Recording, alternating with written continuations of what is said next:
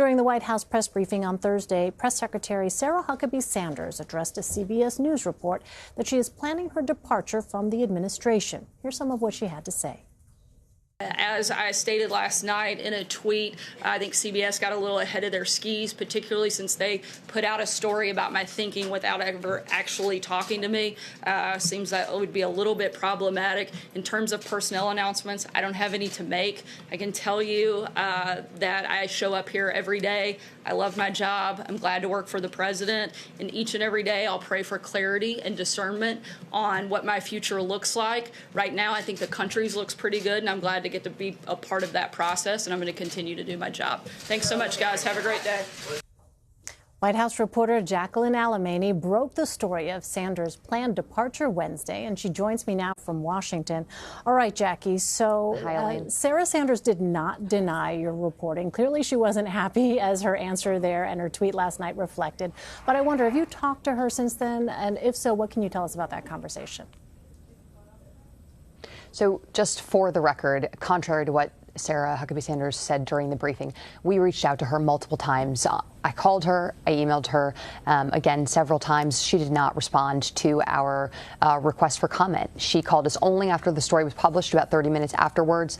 And needless to say, our conversation was not very pleasant. They weren't thrilled with the story, but she declined to provide an on-the-record comment or denial to CBS.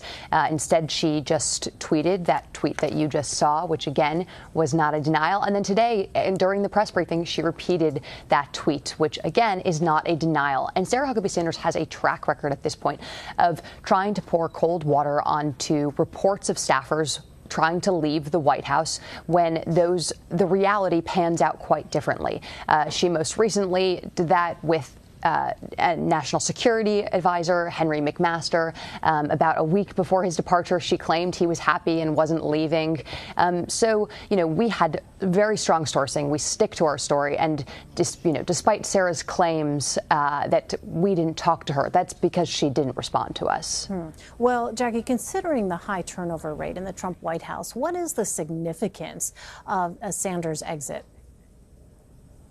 Well, it is significant, Elaine. As we've pointed out throughout the day today, this White House is facing an unprecedented turnover rate of 51%, according to a Brookings study. There's a woman, Kat Tempest, who's been tracking the high-level senior turnover and comparing it to past administrations. And so far, half of this White House has already turned over. And Sarah Huckabee Sanders will be potentially the last, really, one of the last standing original Trump campaign staffers who's going to be leaving this administration.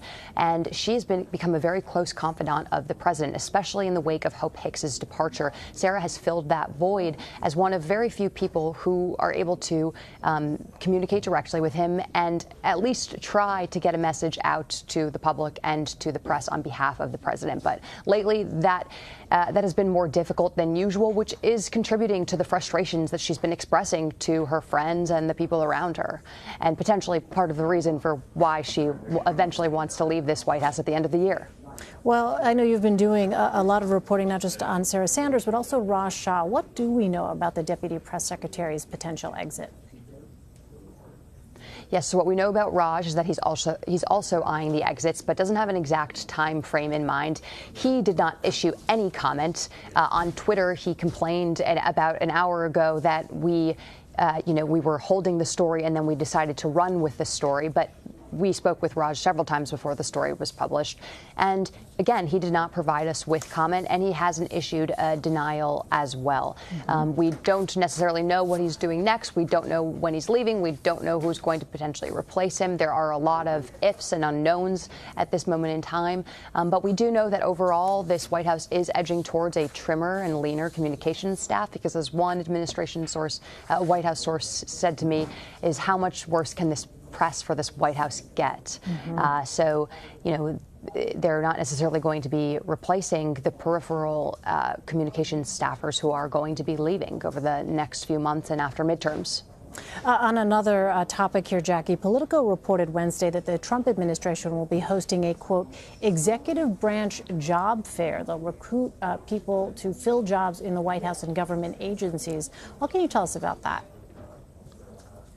Yeah, so that is a great scoop by Politico that we weren't able to confirm, but it does corroborate some of the reporting that I've done, which is that this White House is having an extraordinarily difficult time recruiting. You know, this White House started out with a very small pool of people to even pick from, because when the president came in, one of his mandates was, we're not hiring anyone who's ever publicly come out against me. No, never Trumpers. So that whittled down the pool of eligible and qualified Republicans who could get past the White House Personnel Office and become a White House staffer. And now that we've cycled through, you know, 2 tiers of staffers, the White House is really facing a lack of options at this point.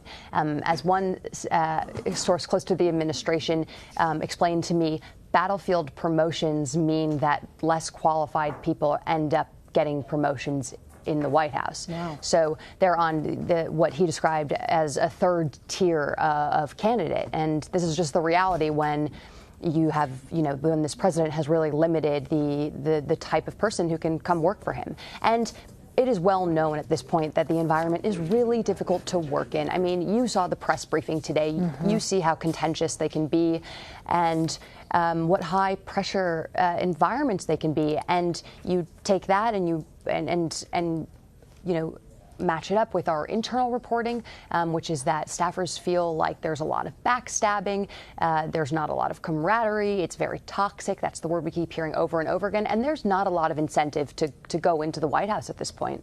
All right. Well, our very well-sourced White House reporter, Jackie Alemany. Jackie, thanks.